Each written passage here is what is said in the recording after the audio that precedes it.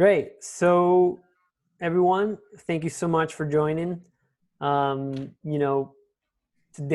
we're going to host a webinar on, all the lessons learned, or not all, but a lot of the lessons learned that we, together with some of our clients have learned throughout the process of not only migrating DTM to launch, but also just implementing it from scratch. And then we're going to be sharing some best practices as well. As I was saying earlier, we're going to be recording this session, so we'll share it out to the folks that have registered. So don't worry about taking a lot of notes, but feel free. I know I always like to take notes anyways. And yeah, why don't we just dive into it? Oh, a couple more things, logistics. So there is a poll for those that have joined. Go ahead and answer that whenever you have a chance. And then there will be some Q&As as well. So why don't I go and talk about the agenda actually. So we're going to start with some quick introductions. It'll be 5 minutes or so. Then we'll jump into the panel with our amazing participants that you guys are seeing here. I'll introduce them. We'll give some chance for Q&A. We have a list of questions for the panelists. We'll run through them as much as we can, depending on the amount of time we have left. We'll, do some Q&As, and then we'll share some lessons learned and best practices from our point of view. So with that said, just a reminder, right, of why we're here. Why are we talking about DTM to launch? If you haven't already, read the news, the DTM to launch timelines have been extended by 3 months. So the next deadline is in October, where all the DTM properties become read-only. And then after that, the servers go offline on April 13th. This was in response with the whole situation that the whole world is living in right now. So with that said, we have a wonderful group of panelists here joining us from, starting it off from New England Journal of Medicine. They are, a group of programs that have a mission to transform healthcare practices around the world by providing clinicians, researchers, and healthcare leaders with the most rigorous and robust information available. From them, we have the product owner of digital analytics, Caryn-Amy, joining us today. And we also have Gihan, a senior QA engineer, who we work very closely. Following them, we have Relevent Sports Group. They're a premier soccer events and media business in North America. They're the guys responsible for the International Champions Cup here in the US. And joining us from them is Brian Mermelshtein. He's the former VP of Global Analytics, Advertising, and Digital Products. And then lastly, you have Softcrylic. That's us. So we're a data analytics and engineering consulting firm. We advise companies on business and data strategy, while also helping execute that data strategy through our heavy engineering chops. And with us, we have Raymond Piccolotti, but we call him Ray. He's a senior consultant. And then you have myself, Jean-Paul. So I lead the digital analytics practice, and I'll be the webinar, the moderator today, sorry. So with that said, I think we're just going to jump into the panel. So I'm going to stop sharing here, and let's focus on the questions, guys. So let's see what we got. All right, so the first question is, what was the biggest challenge in migrating from DTM to launch? Now we'll start with Caryn-Amy. I would say a lot of it was in the planning and prep. In some cases, it was assessing current state. We have a lot of web products out there, some of which we maintain and customize heavily, some of which had been kind of like swimming in their own lane for a year or two. So just getting an assessment of where we were and what we were going to need to do for each product was a great opportunity to kind of review current state, but it was a significant amount of work. And hand in hand with that was planning the release dates. So in some cases, especially if we decided we were going to do any significant updates while we were in there, we were working with the product owners to figure out what their normal release schedules are. And in some cases, we had to negotiate adjustments. Like if they're on 2-week sprints, but we needed 4 to 6 weeks to test, we had to really work with them. When do you have a window to slow that down and let us do this big job together? So it was fun, but it was a lot of planning in advance. A lot of planning in advance, coordination. Yeah, those are cool challenges. So Gihan, from your perspective. Yeah, from career perspective, I think it's mostly that a different environment we have, which is basically we have 2 different platforms, which is content related platform and also the e-commerce platform. So when initially we started the launch code in the content side. At the same time, that we have their own environment for content side platform and also the e-commerce platform. As I mentioned, like initially started the launch code in the content side, which were not the same in the e-commerce side. So some of the end-to-end testing when we start performing, we had some challenges because we can move the launch code is in a different environment in these different systems. So it was kind of very challenging to get through some of the testing perspective covered. But I think we, as Caryn-Amy mentioned, we plan ahead how to do it and we schedule, complete them in a certain schedules to go through end-to-end work schedules. So I think mostly we had different environments and different system to tackle with. So that was a big challenge. Interesting. So yeah, a lot more of the, planning up front and coordinating all those different changes. Yes. Across platforms. Yeah, I bet that can be challenging. Yes. Ray, you were in the middle of all of this from your point of view. Yeah, I guess I was the engineer working on it, and I've done this many times, and the challenge can sometimes change based on the situation, but it can sometimes be a bit of a surprise. So the largest property we were migrating, which was kind of heads and toes more complex and a lot more rules and data elements, was actually one of the easier ones. And one of the mid-sized properties that just hadn't been touched in a while used a really strange implementation method for a spa type site.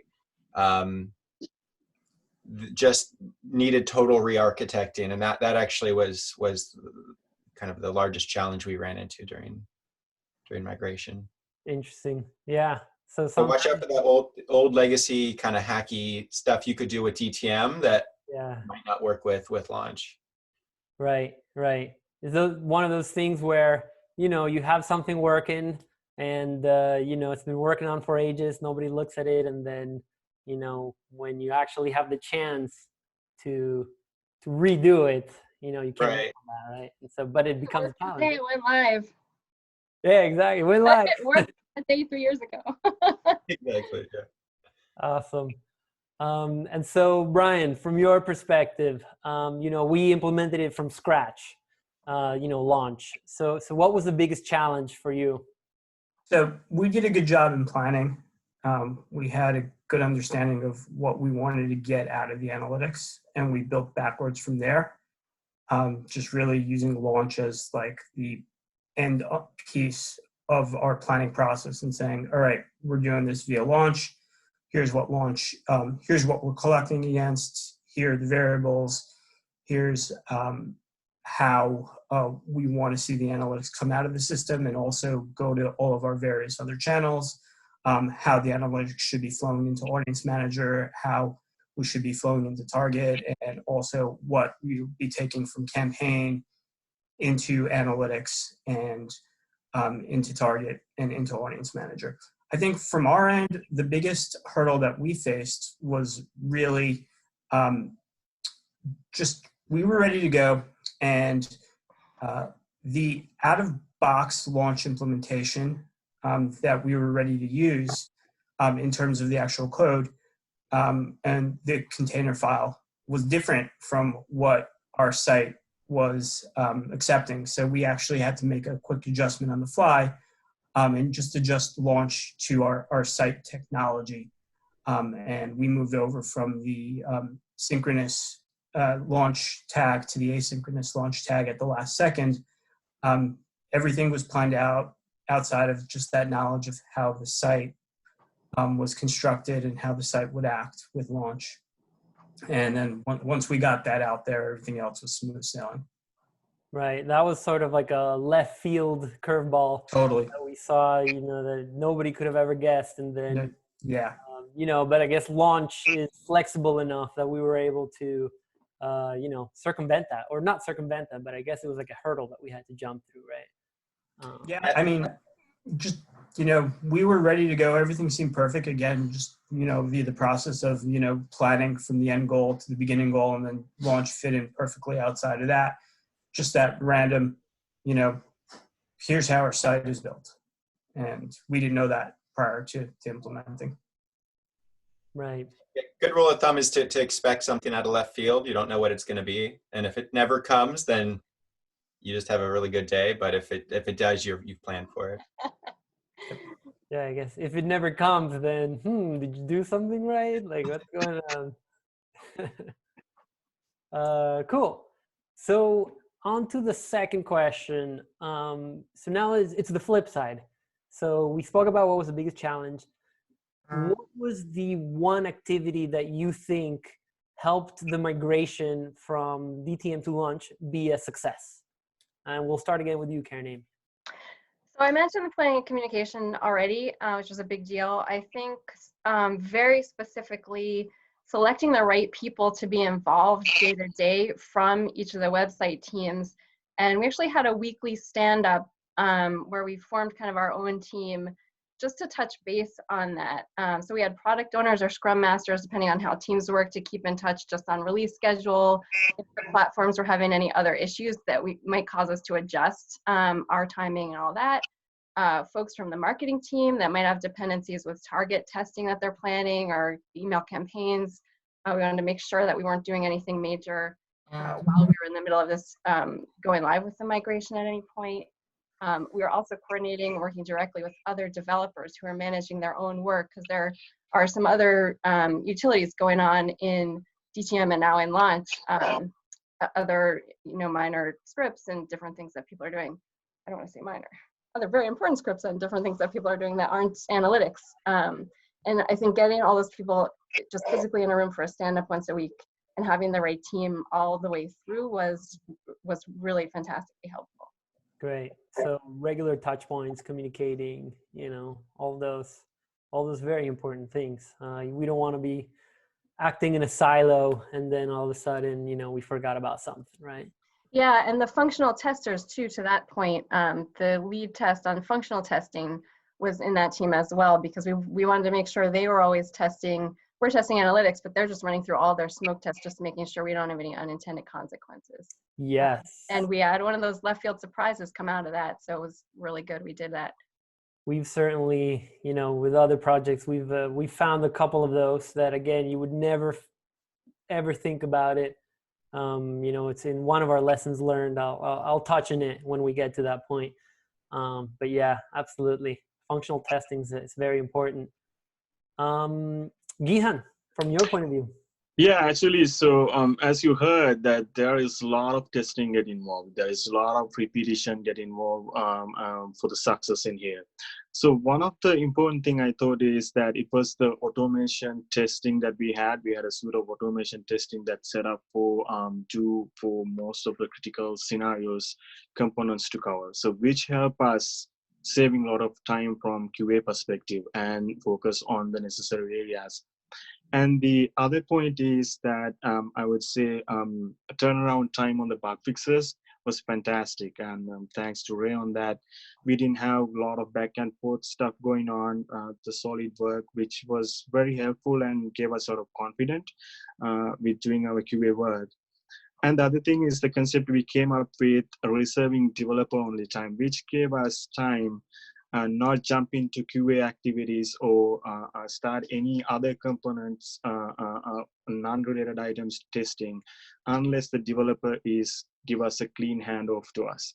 So we didn't start anything here and there. We had a very systematic way of taking the work from the developers and then start the testing. So it helped us a lot of unnecessary repetition work or creating bugs or anything like that. And we had a good solid work to focus and work on. So I think that's I think from QA perspective, the points that I can give. Okay. Yeah. Sometimes I guess teams want to try to go faster, and Right. maybe you can do QA while development is going, but approaching it with that methodical approach was a good thing for you guys. Exactly. Yes. Awesome. Ray, what about you? What one activity do you think helped the launch implementation be a success? Yeah, so with AnyJam, they had not just analytics in Launch. There is some other teams using Launch to deliver ads and things.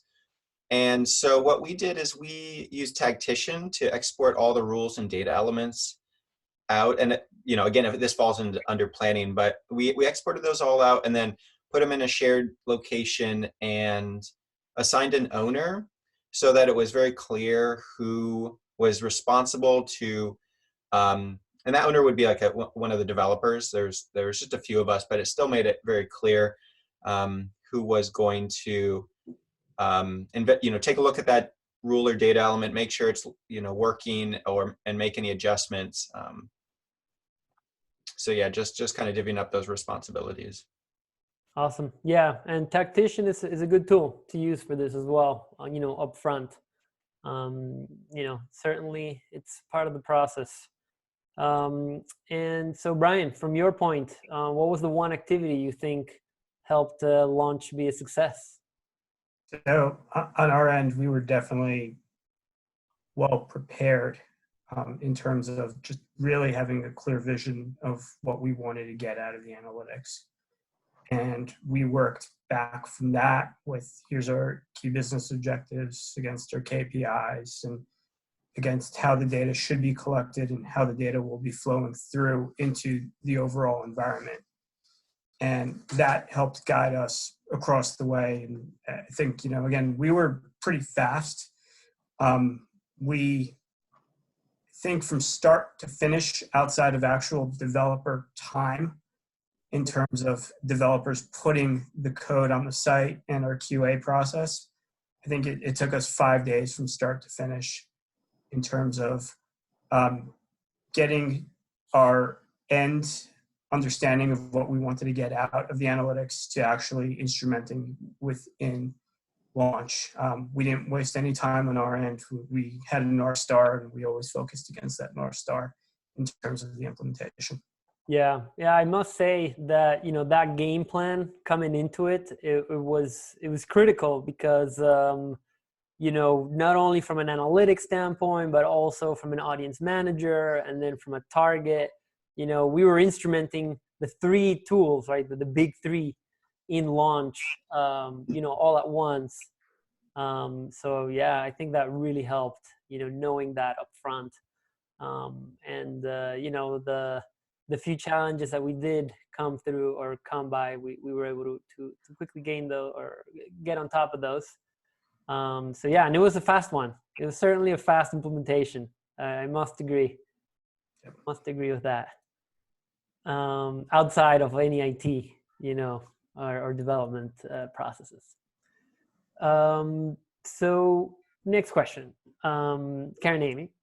So what, if anything, are you doing differently in Launch compared to DTM? I see what's going on here. You have the legacy team and the fresh start teams. It's a perspectives here. So we're still experimenting and kind of changing a little bit about our workflow as we go along and a few different things. So it's kind of a continuing adventure. Brian's comment kind of rang a chord because we actually had a mystery bug for a little while and experimented with going from async back to sync. Did that fix it? No, we went back to async.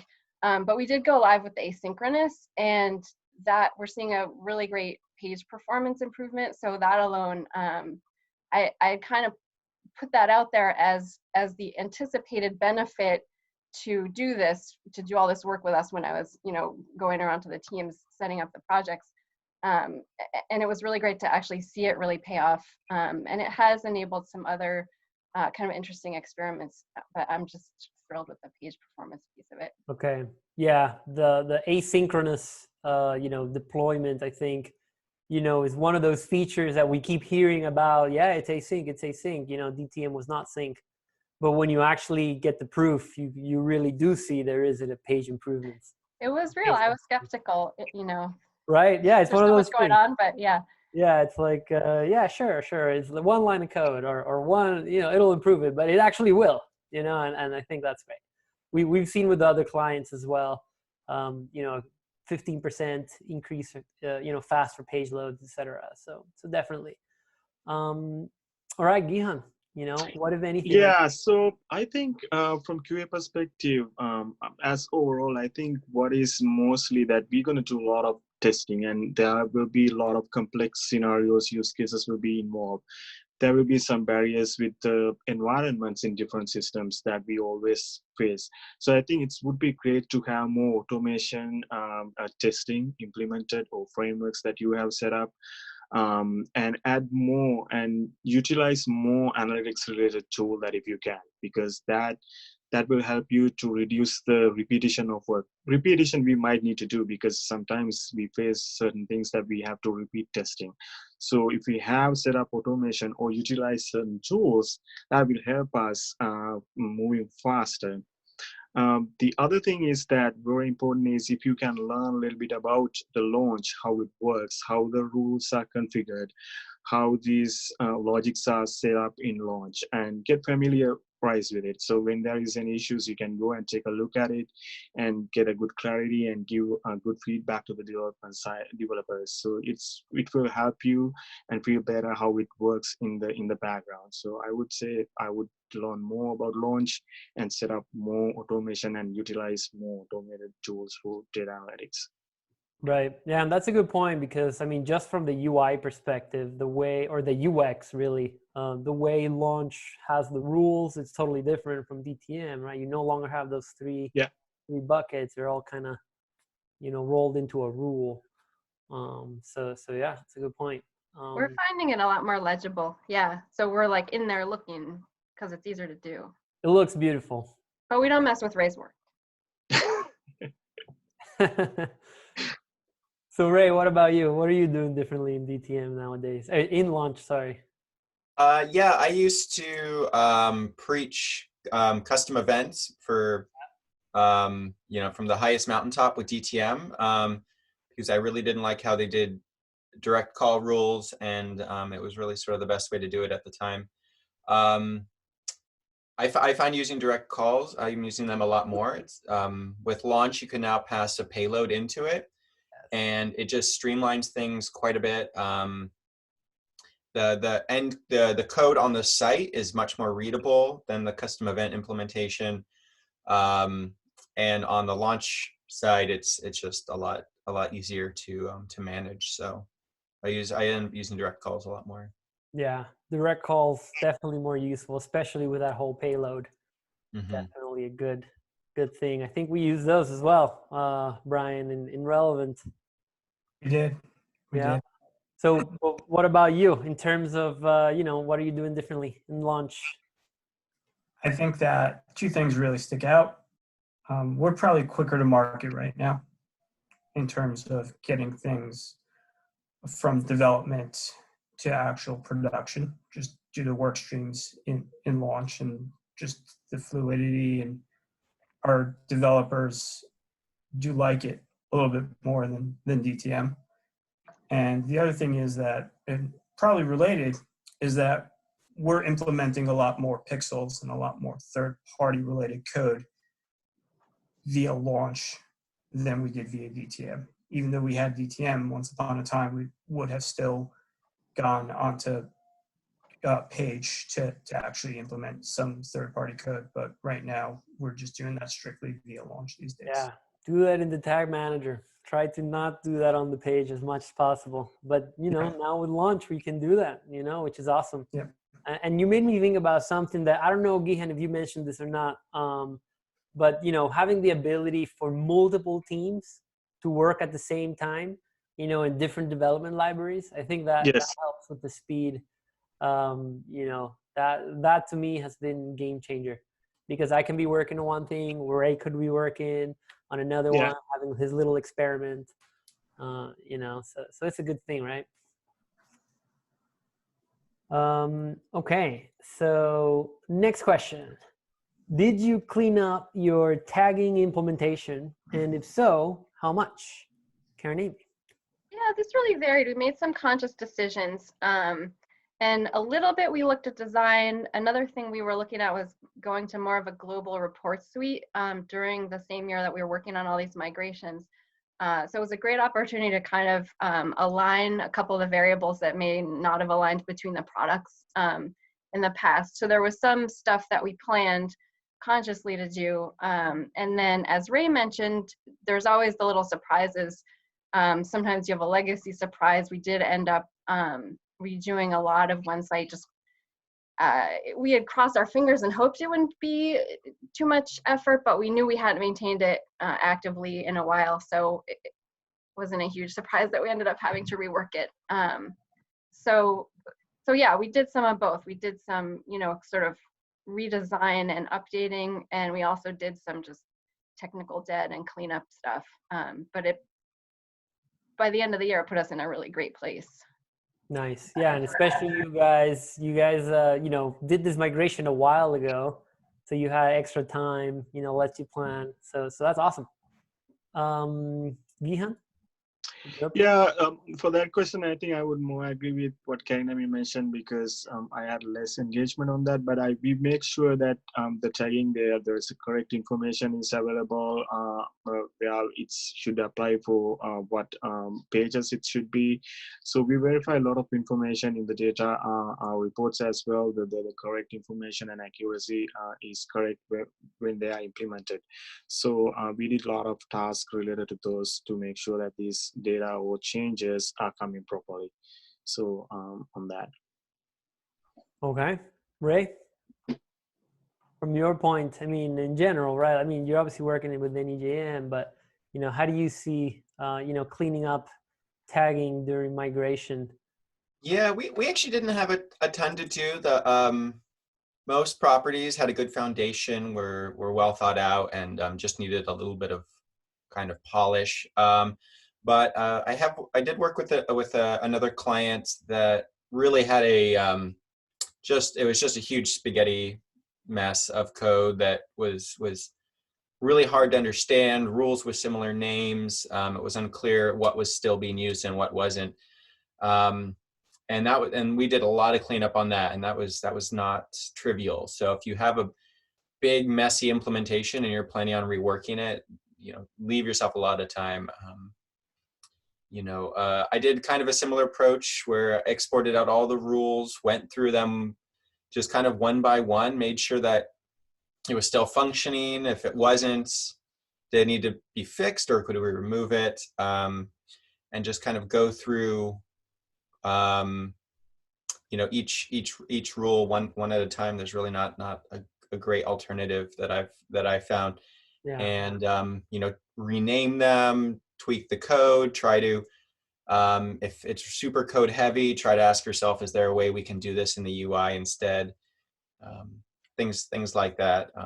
Yeah, well, one of those things you can't really, like take a shortcut, you know, you have to kind of yeah, there's no automated process for it. There's no cheat. Yeah, you just kind of have to kind of just go through it. So.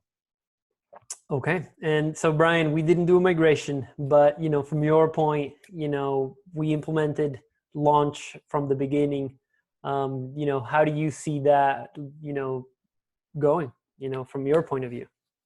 So for us, we've been customers for a very long time. Although the company was a new customer, Aiden and I have been customers for a really, really long time. And there's been a lot of learnings that we've garnered throughout the years. And for us, anytime we have these type of migrations, be it a new code set, be it a new tool that's helping implement the code, what we try to do is we try to take a step back. We try to take a look at what we've done before and how we can do it again, and how we can do it more efficiently, and how we can do it better. So for us, this is, something that's the perfect excuse to blow everything up and to say, if you were to start from scratch, what were you to do from scratch right now?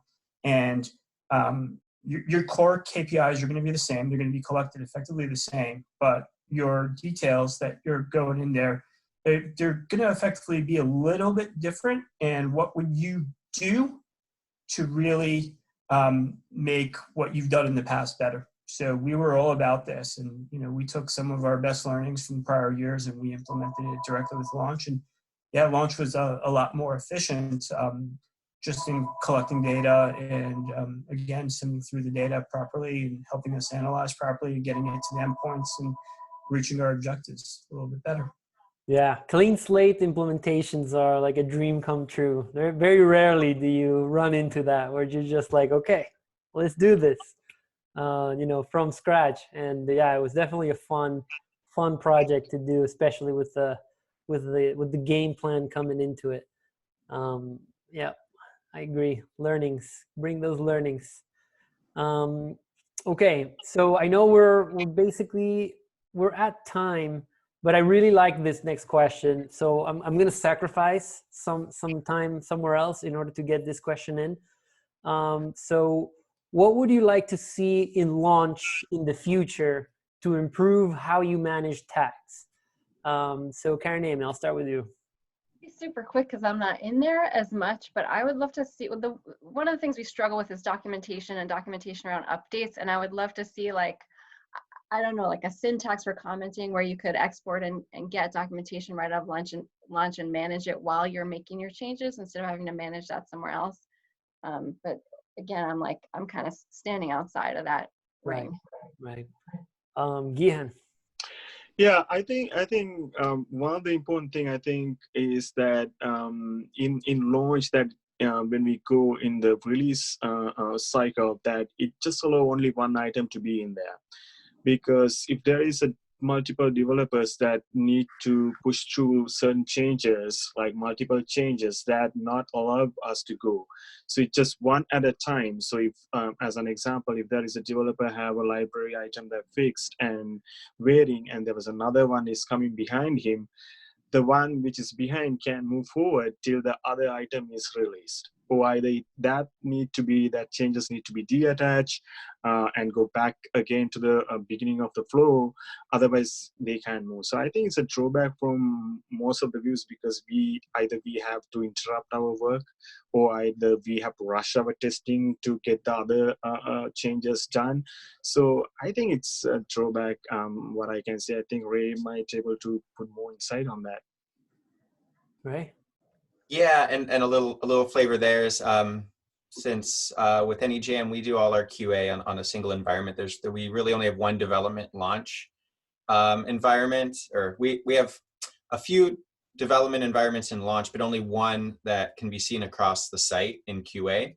And so even though it does have these multiple environments, the way we actually have to manage it with the QA team there's still a bit of a bottleneck. So that's what Gihan's Got it. referencing. Okay. And features I'd like to see,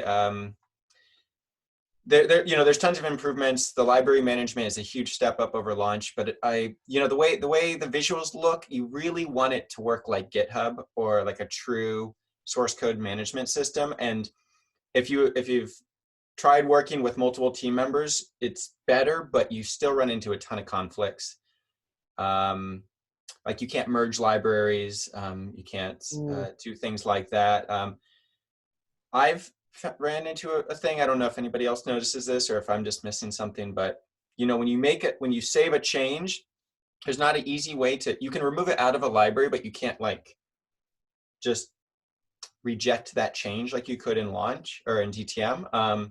That change sort of hangs around. And so if then somebody who doesn't realize, creates a new library, adds all changes, your change is going to kind of piggyback in there. So true. Yeah, that's a good point.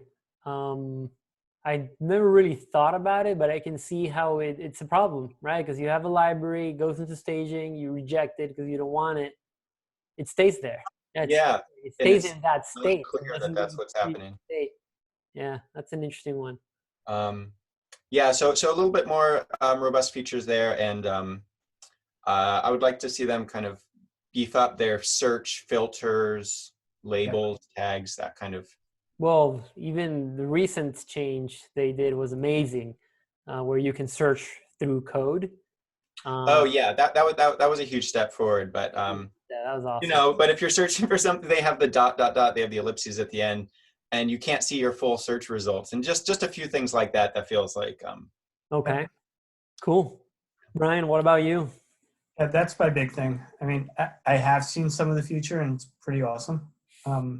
But the search and classification related functionalities, it would be great to have the ability to say, pull up all of our video related rules in one shot, or to pull up all of our user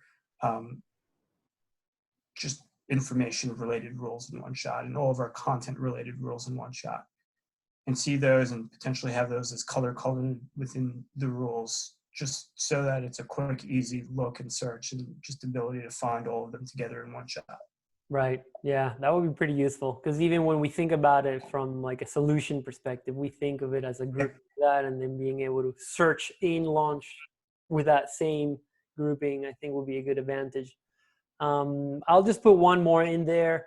You know, launch has this really, you know, good way of, you know, you have one rule and you have multiple actions, you know, but there's no way to know what tags are being triggered by those actions unless you add that tag in the name of the rule. So just being able to somehow surface what tags are being triggered by each rule, I think would be good. You know, it'll just increase in my head, you know, or decrease the amount of time to debug things. Cool. So in the background, we've been having a lot of questions. You know, we have about 7 open questions, and Ray answered, I take that back, 6 open questions, and Ray answered 7. I'll go for 3 minutes until 1:40. You know, and then any of the other questions that we don't answer now, we'll try to do it in like some follow-up. So I'll just start from the top. You know, how much time does it take to migrate from the DTM to launch? You know, I'm going to take that one right now, and I'm going to say, you know, it really depends. It's not the best. It's not the. I know it's not the answer you're looking for, but it really depends. You know, on how big your DTM or website is. You know, but I would say a good rule of thumb, you know, it's a few weeks. You know, certainly.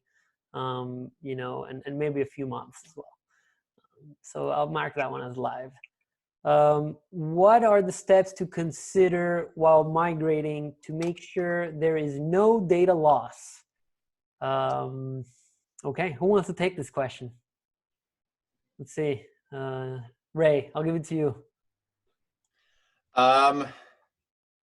Working with a good QA team like Gihan. Yeah, Gihan.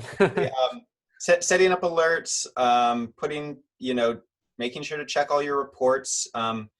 You know, obviously check your the pixels being sent out, but don't forget to actually look at the data. All right, Gihan, anything to add there? I mean, I think I agree with what Ray also mentioned, that a lot of verification around the data would help on that. So I think that's my answer on that. Well, to that point, you know, there's something called the health dashboard, analytics health dashboard. It exists. It's out there in the internet, and you know, we've certainly used it for some clients. It's more of a post-deployment step. You know, once you deploy, you run the health dashboard, which basically just gets the data out of all of your, you know, analytics and so on. And it helps you, you know, kind of determine if there's any line goes like down, That's exactly. yeah. Yeah, I think in overall process that it better that always you make sure, even in the QA process, you make sure that you check your data reports. I think Caryn-Amy also really emphasize on that on us. Make sure that check the data in QA environment. Make sure that check the previous history of the data, how the trend's working. So if there is any anomalies, we can detect it when we go to production. But make sure to do it on QA and the data is coming properly, so you will not go wrong most of the time if you do that. Cool. All right, here's a pretty cool question. Is there anything that you miss about DTM that does not exist in launch?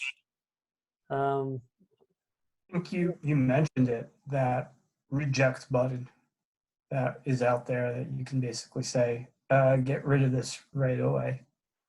That's a good point. Yeah. Never see it again. Anything else? Yeah, I like that one too. One other question here. I need to know where Jean-Paul got his best friends for EVAR t-shirt. It is a good t-shirt. So this is one of our t-shirts. I don't know if we still have some more, but if we do have some extra ones, you know, we'll maybe we'll do some email follow-up and see what we can do there. Yeah, it's a good t-shirt. We like it. All right. So that takes us to 141.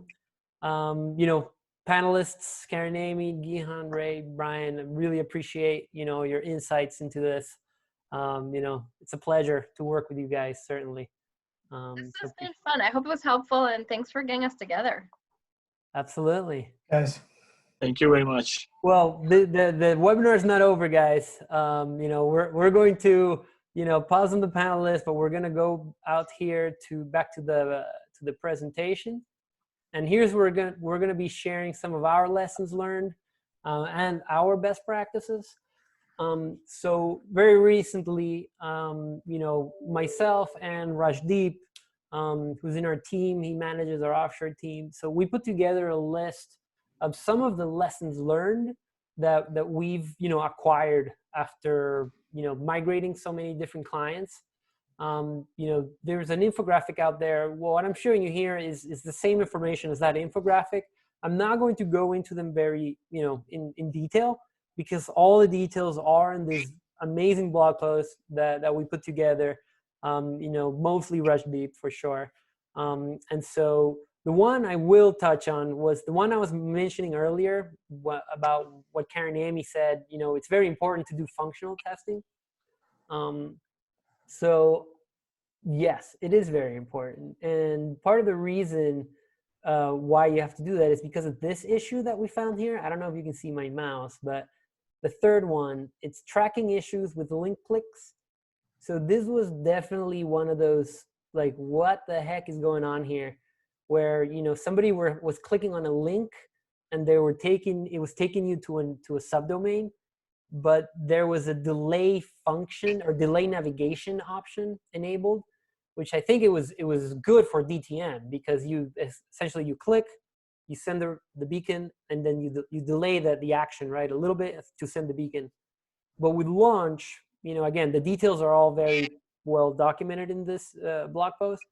But with Adobe Launch, what we were seeing was people were getting a 505 error.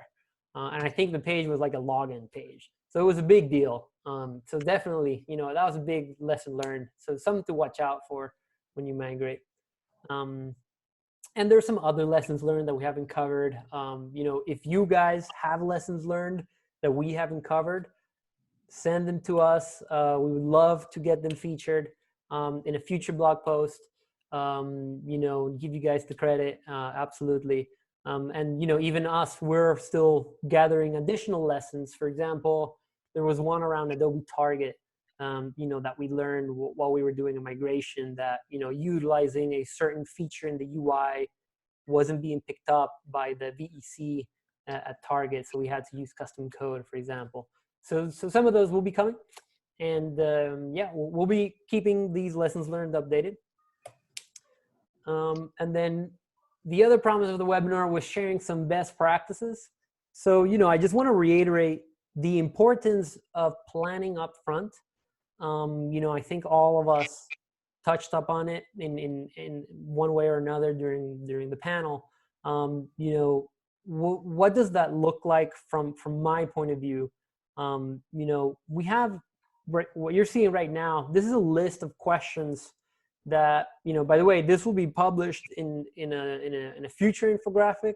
You guys are getting a preview, you know, but this list of questions, I think, is what really helps you put into perspective or frame what the migration is going to look like.